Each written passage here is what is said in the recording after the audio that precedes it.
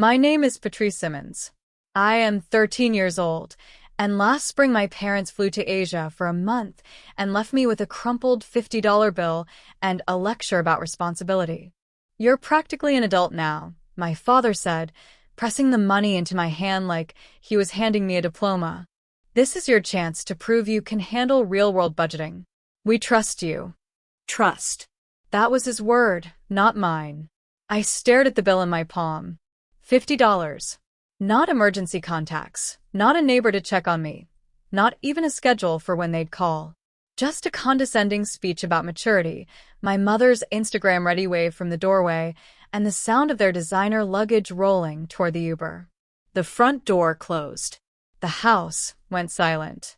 I've got this, I whispered to the empty living room, as if saying it could make it true. But my stomach was already twisting. There was no one else here. No one who knew they'd left me. No one who'd check if I was eating, sleeping, safe. I tried to treat it like a game I could win. Day one, I told myself, I'll show them I'm responsible. I can do this. I created the budget spreadsheet on my laptop, mapped out the pantry inventory, Calculated meals per dollar. shoved the fear down as far as it would go. If my parents thought I was mature enough to survive alone, then maybe they should see what that actually required. Because as those 10 days ticked forward, the $50 in my hand would evaporate faster than they'd ever imagined. The food would run out. The silence in our house would turn into something sharper than loneliness. It would turn into evidence. And when they finally rushed home early, what they found waiting wasn't just their daughter. It was a documented case file that would make my mother's face go white and my father choke on the words, "This will destroy us." Do you want to know how being left with $50 at 13 turned into the systematic takedown that made my parents lose everything they cared about? Stay to the end, and you'll see exactly how I made sure their vacation became their worst nightmare.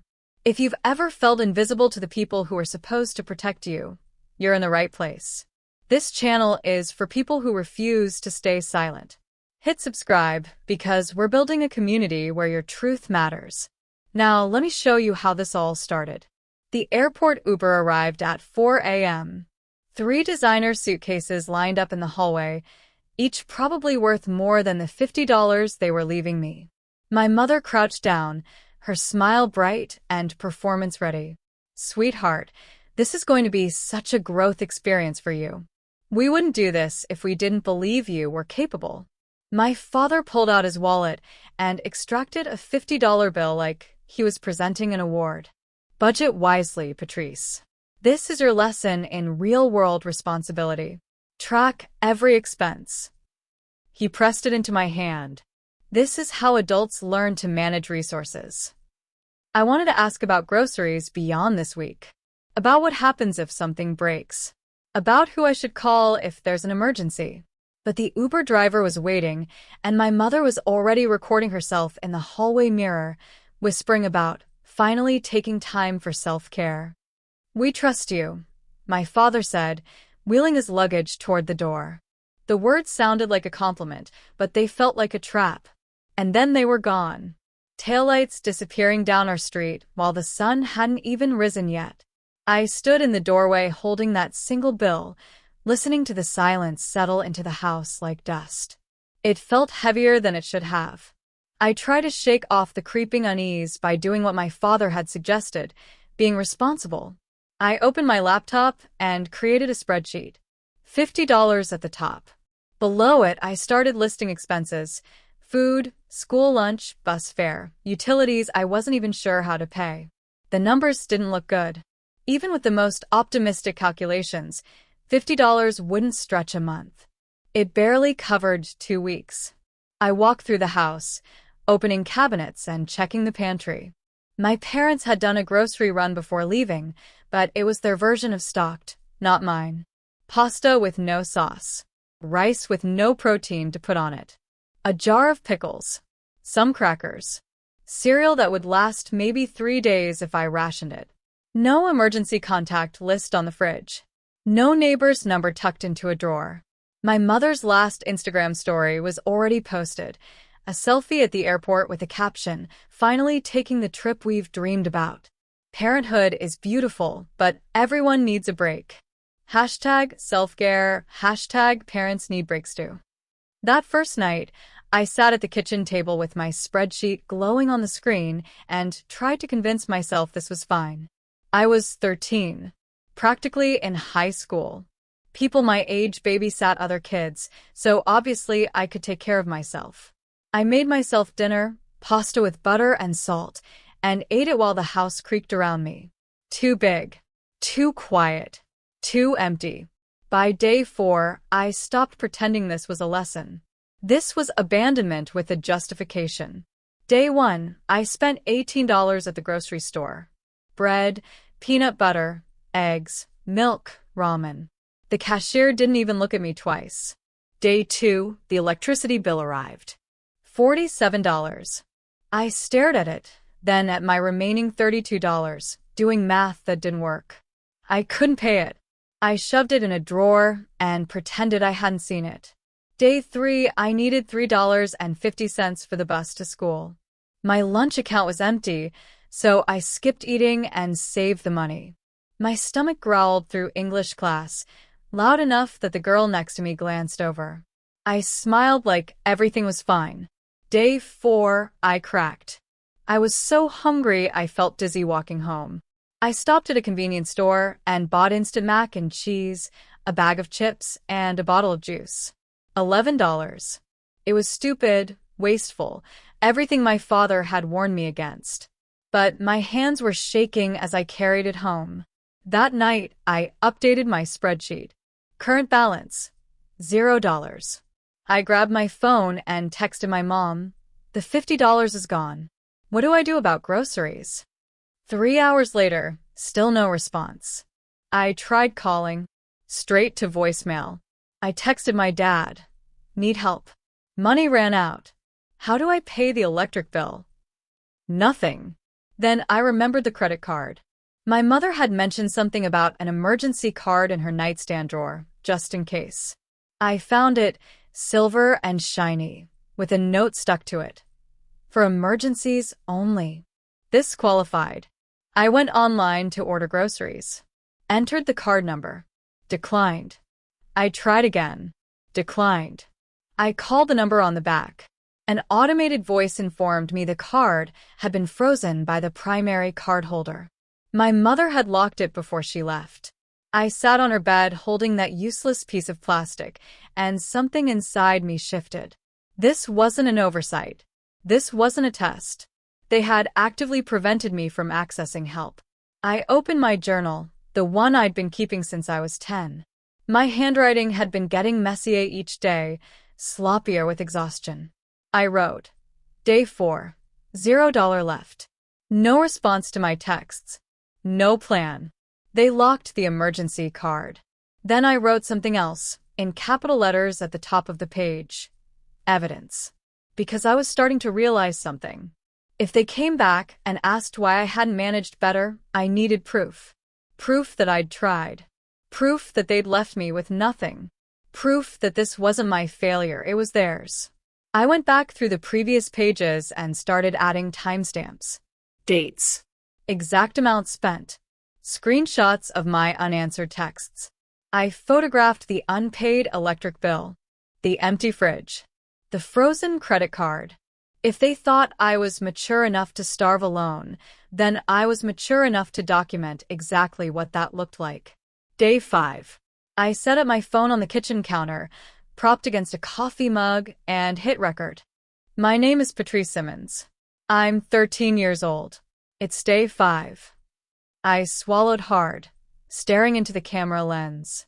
If you're watching this, it means someone finally asked what happened to me. It means someone cared enough to look. I pan the camera across the kitchen. Empty fridge, door hanging open. Unpaid bills on the counter. The pantry with 3 remaining items, stale crackers, a can of beans, half a jar of pickles. I stopped recording and opened my mother's Instagram.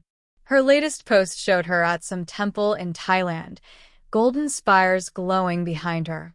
The caption read, "Finding myself. Sometimes you have to lose yourself to remember who you are. Hashtag blessed, hashtag self-care Sunday. I screenshot it. Then I took a photo of our empty fridge. Same timestamp. Save them side by side in a folder labeled Evidence, Day 5. My journal entries changed after that.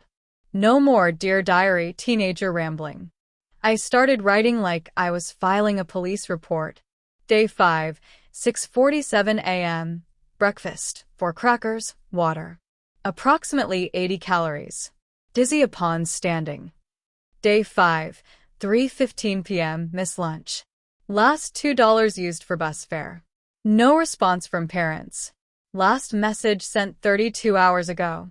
In the bathroom mirror, I barely recognized myself. My cheeks looked hollow. Dark circles ringed my eyes like bruises. I'd lost weight I didn't have to lose. I pulled out my phone and took a photo. Dated it. Added it to the folder. At school, Ms. Chin asked me to stay after English class. Patrice, your essay was late. That's not like you. And you fell asleep during the discussion yesterday. She paused, studying my face. Are you feeling all right? I wanted to tell her. The words were right there, pressing against my throat. Instead, I smiled and lied. Just staying up late studying. Big test in math. She didn't look convinced, but let me go. In the hallway, my friend Maya caught up to me. Hey, you look terrible. No offense. Are you sick or something? I'm fine, I said automatically. You sure? Because you've been really quiet lately, and I said I'm fine. The sharpness in my voice surprised both of us. Maya stepped back, hurt flickering across her face. I immediately regretted it, but she was already walking away. That night, I set up the camera again. I made it through the first 2 sentences before my voice cracked. Before tears started sliding down my face, hot and angry and terrified all at once. I stopped recording, wiped my face with my sleeve, took 3 deep breaths. Then I started over, voice steady, eyes dry. Day 5. Still alone. Still no contact from parents. This is what day 5 of their responsibility lesson looks like. I wasn't just surviving anymore. I was building a case they'd never escape. Patrice, can you stay for a minute? Ms. Chen's voice was gentle, but it wasn't a request. The other students filed out, backpacks rustling, voices fading down the hallway. I stood by my desk, gripping the strap of my bag like it might anchor me. Ms. Chen closed the door. Not all the way, just enough for privacy. She leaned against her desk, arms crossed, studying me with the kind of attention that made my skin prickle. You've lost weight, she said quietly. A noticeable amount in just over a week. When did you last have a real meal? I opened my mouth to lie. To say I'd eaten breakfast, that I was fine, that everything was under control. But something in her expression stopped me. She wasn't asking as a teacher checking off boxes. She was asking as a person who actually wanted to know. I don't remember, I whispered. Where are your parents, Patrice? The question hit me like cold water. I could feel the choice crystallizing in front of me. Lie and protect them, or tell the truth and let whatever came next happen. Asia, I said. They're in Asia. Her eyebrows lifted slightly. For how long? A month. They left me $50. My voice cracked. It's gone. It's been gone since day 4, and they won't answer my texts, and the credit card they left doesn't work, and I don't know what I'm supposed to. The words tumbled out faster than I could stop them. About the electricity bill I couldn't pay. About skipping lunch every day. About the pantry with nothing but crackers and pickles. About their Instagram posts from temples and beaches while I was trying to figure out how to make a can of beans last 3 days. Ms. Chen's face transformed. The concern shifted into something harder, sharper. Alarm. Patrice. She stepped closer, her voice steady but urgent. Listen to me very carefully. What you're describing, that's not discipline. That's not teaching you responsibility. That's neglect. There are laws about this. Neglect. The word landed between us like a stone. But they said, I started. I don't care what they said. Ms. Chen was already moving toward her desk, reaching for her phone. They left a 13-year-old child alone for a month with $50 and no supervision. That's illegal. That's dangerous. And I'm required by law to report it. Wait. Panic flooded my chest. If you report it, they'll know I told. They'll face consequences for their choices, she said firmly. Not you. This is not your fault. She dialed a number and I heard her say administration and then immediate concern about student welfare. Then another call. This one started with, I need to report suspected child neglect. I stood frozen, watching her speak into the phone, watching my life split into before and after. The moment she picked up that phone, I knew there was no going back. And I didn't want to. That phone call was the hardest and bravest thing I'd ever done. If you've ever had to choose between protecting yourself and protecting people who hurt you, drop a comment below. You're not alone in this. And if this story is resonating with you, subscribe because every story here is about finding your voice when someone tried to silence you. Now, let me show you what happened when help finally arrived. Mr. Rodriguez arrived 2 hours later. He wore a badge clipped to his belt and carried a leather folder that looked official. Ms. Chun introduced us in the counselor's office, and he shook my hand like I was someone who mattered. Patrice, I'm from Child Protective Services. I need to see your home. We drove in silence. When we pulled into my driveway, I noticed Mrs. Patterson from next door watching from her window. Mr. Rodriguez noticed too. Inside, he moved through the house methodically. He photographed the empty fridge, the unpaid bills stacked on the counter, the pantry with its 3 pathetic items. He opened cabinets, checked the thermostat, looked in my parents' bedroom. How long have they been gone? He asked, taking notes. 6 days. And when are they scheduled to return? Not for another 3 weeks. His pen stopped moving. He looked up at me. 3 weeks. There was a knock at the door. Mr. Rodriguez went to answer it, and I heard Mrs. Patterson's voice, high and worried. Is Patrice all right? I saw the car, and wait, where are her parents? Ma'am, when did you last see Mr. and Mrs. Simmons? Last week, I think. They were loading suitcases. I waved, but they seemed in a hurry. Why? What's happened? Did they mention leaving their daughter home alone? The silence stretched. No. I had no idea. I thought, oh my God, she's been alone this whole time. Mr. Rodriguez closed the door gently and returned to me. Do you have any documentation of what's been happening? I pulled out my phone and opened the folder. Video recordings. Time-stamped photos. Screenshots of unanswered texts, my mother's Instagram posts. My journal with everything written down like evidence. He scrolled through it all, his expression growing harder with each swipe.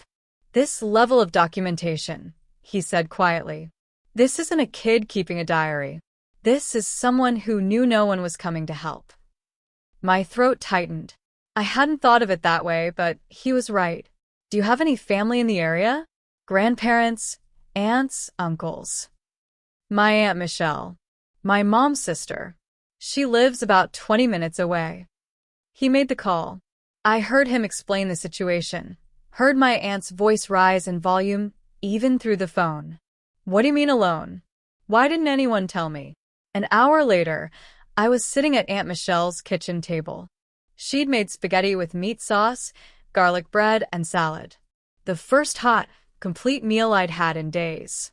I ate slowly, my stomach protesting after days of crackers and pickles.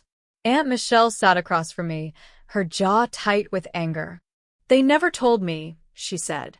If I'd known, even for a second, I would have taken you immediately. You know that, right? I nodded, not trusting my voice. My parents had framed this as independence training. Now it had a different name. Criminal neglect. Mr. Rodriguez set up his laptop on Aunt Michelle's dining room table. They need to be informed of the investigation, he said. And you have the right to be present if you want to be. I wanted to be. The video call connected. There was a moment of pixelated loading, and then my mother's face filled the screen. Tanned. Relaxed. Hair pulled back in a casual bun. She was wearing a flowing white dress that probably looked amazing in photos. Then she saw Mr. Rodriguez. Saw me. Her expression shifted instantly. Patrice, what have you done? Her voice was sharp, tight.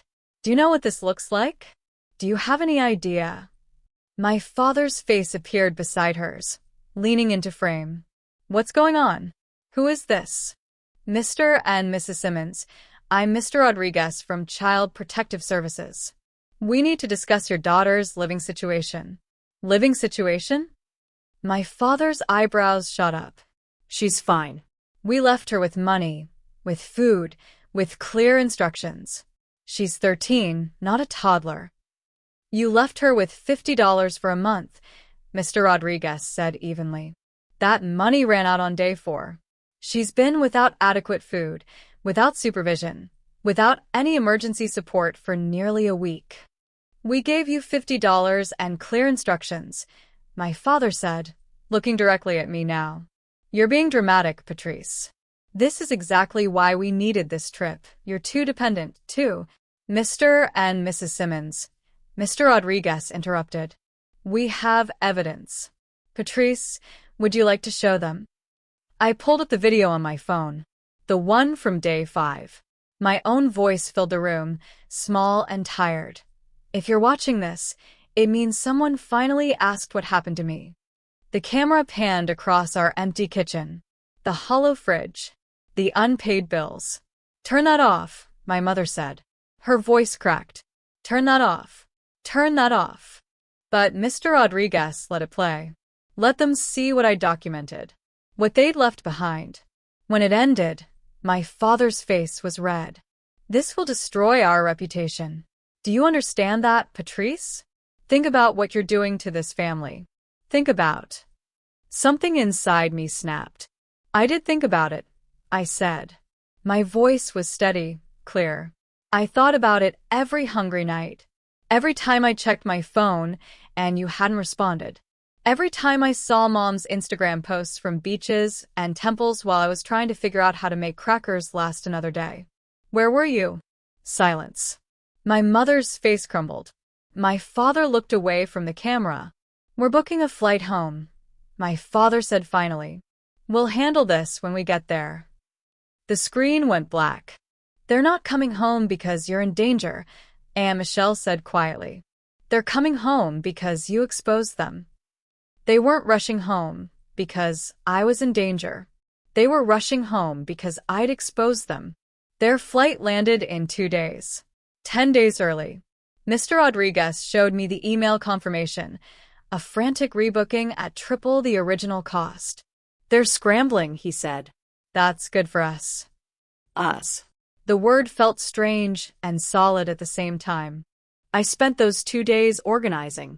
Every video file renamed with dates and timestamps. Every photo sorted into folders. Empty fridge, unpaid bills, unanswered messages. Instagram versus reality. My journal pages photographed and backed up in 3 different places. Mr. Rodriguez arranged for an attorney. Her name was Ms. Keating, and she was a court-appointed advocate for minors. She sat with me at Aunt Michelle's kitchen table and asked questions like she was preparing for trial.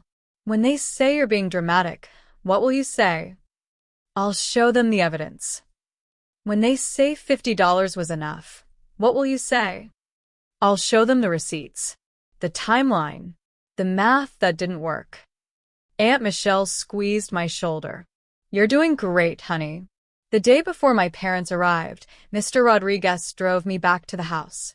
It felt strange walking through the door, like stepping into a museum of my own survival.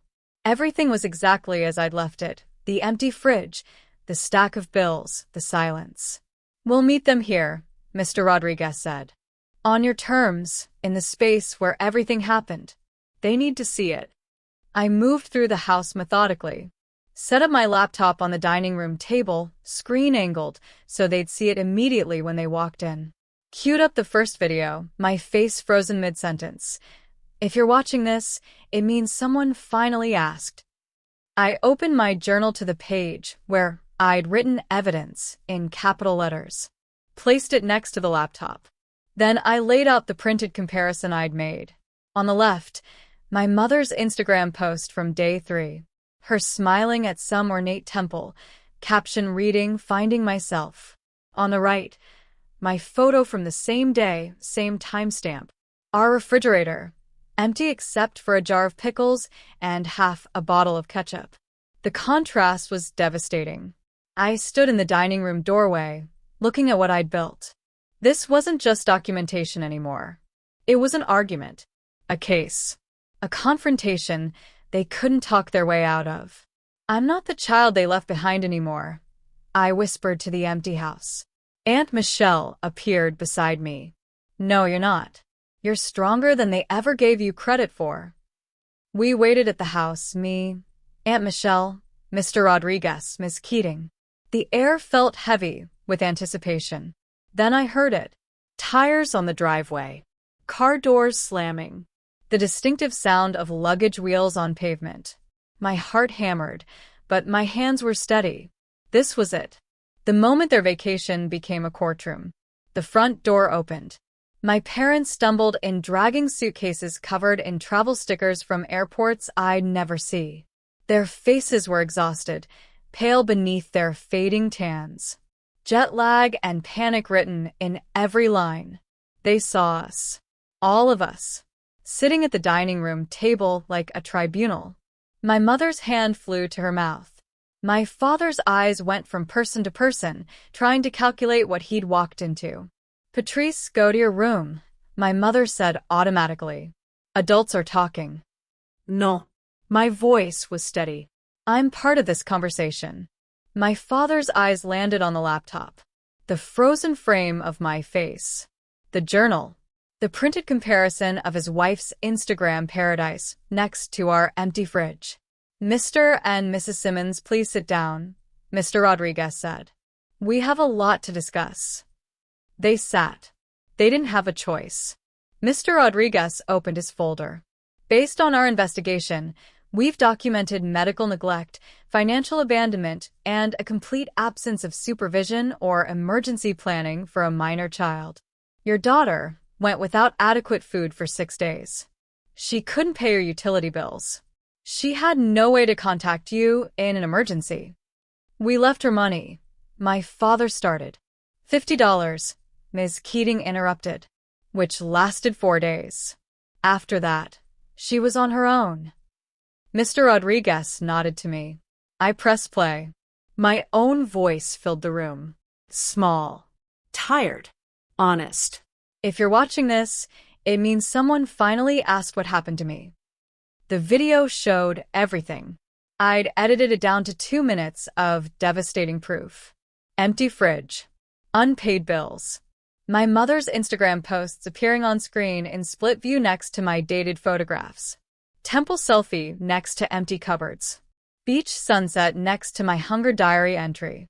Living my best life next to day 5 for crackers. So dizzy I can barely stand. My mother's face crumbled. We didn't mean, this isn't what it looks like. It's exactly what it looks like, Aunt Michelle said coldly. My father stood up, his chair scraping against the floor. You've destroyed this family's reputation over $50. Do you understand what you've done? Our friends, our colleagues, everyone will know. You taught me that actions have consequences, I said. Each word clear and deliberate. You taught me to document everything, to be responsible, to track every detail. I learned. His mouth opened, closed. No words came. Mr. Rodriguez pulled out another document. Based on our findings, I'm placing Patrice in temporary custody with her Aunt Michelle, effective immediately. An emergency hearing will be held within 48 hours to determine long-term custody arrangements. My mother started crying. Loud, gasping sobs. My father sank back into his chair, head in his hands. I watched my mother cry, and I felt nothing but the weight of knowing I'd done the right thing. The courtroom was smaller than I expected. Fluorescent lights, wooden benches, a judge who looked tired but listened. I testified for 20 minutes. Showed the videos, the photos, the journal entries. My voice didn't shake. When the judge asked if I felt safe returning to my parents' care, I said simply, "No, Your Honor. I don't trust them to choose me over themselves." The ruling came 3 days later. My parents retained legal custody, barely. But I would live with Aunt Michelle. They could see me twice a month, supervised only. They had to complete parenting classes, undergo psychological evaluation, and prove for 6 months they could prioritize my well-being over their convenience. The evaluation period could extend longer. It probably would. Within a week, their social circle knew. Not from me, from them, trying to control the narrative. But the evidence was public record. Screenshots circulated. The Instagram posts next to the empty fridge became a local cautionary tale. Invitations stopped. Friendships cooled. Judgment began. 2 months later, my mother showed up at Aunt Michelle's house unannounced. She looked smaller somehow. Tired in a way that had nothing to do with travel. "Patrice, please. We only wanted to teach you responsibility, to help you grow up." I looked at her carefully, searching for the remorse that should have been there, finding only justification. "You did teach me something," I said. "You taught me to protect myself from people who claim to love me but disappear when it's inconvenient. You taught me that documentation is self-defense. And you taught me that I deserve better." She left without another word. 6 months after that, I stood at a podium at a family court advocacy event. Spoke to a room full of social workers, attorneys, and teenagers who'd lived through worse than I had. I told them about the evidence folder, the time-stamped photos, the video diary, how documentation had saved me. "If you're going through it," I said, "write it down. Date it. Save it. Your truth is your protection." The applause felt strange, like they were celebrating survival, not victory. Maybe that's all it ever was. That night, I checked my own social media. The carefully curated posts that made my life look normal, happy, fine. Then I opened my private journal, the real one, where I still wrote down hard truths. I understood the performance now, the gap between what people show and what they live. My mother's Instagram hadn't been lying, exactly. It just hadn't been the whole truth. I opened my phone one last time and recorded a final entry. "Truth isn't revenge," I said to the camera. "It's accountability. And I'd choose it again. Every time." Here's what I learned. Documentation isn't paranoia. It's protection. Your truth doesn't need to be loud. It just needs to be recorded. And speaking up isn't betraying your family. It's saving yourself. I was 13 when I learned that love without accountability isn't love. That family is the people who show up when you're hungry and scared. And that sometimes the bravest thing you can do is refuse to protect people from their own consequences. If you're going through this right now, you deserve safety. You deserve food. You deserve better. Document everything. Date it. Save it. Your evidence might save your life. Would you stay silent to preserve a family that abandoned you? Or would you do what I did? Turn every empty cupboard, every ignored text, every hungry night into evidence they could never escape. Before you go, if this story made you feel less alone, if it gave you permission to speak up, share it. Send it to someone who needs to hear it. Every share is a lifeline to someone who thinks they're the only one. Every comment is validation for someone told they're overreacting. Click another story on your screen. Keep watching. Keep documenting your truth if you need to. Subscribe because stories like mine are everywhere. We just have to be brave enough to tell them. Thanks for listening to mine.